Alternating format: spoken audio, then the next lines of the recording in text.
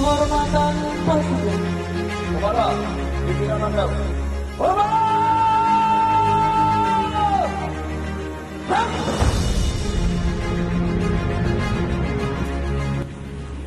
Apel gelar pasukan ini dilaksanakan dengan menerapkan aturan protokol kesehatan serta physical distancing dalam rangka mencegah penularan COVID-19 serta mengawali pelaksanaan operasi Patuh Selawat tahun 2020 bertujuan untuk mengetahui sejauh mana kesiapan personil maupun sarana pendukung lainnya guna mendukung pelaksanaan operasi yang akan dimulai tanggal 23 sampai dengan 5 Agustus 2020 di jajaran Polda Aceh.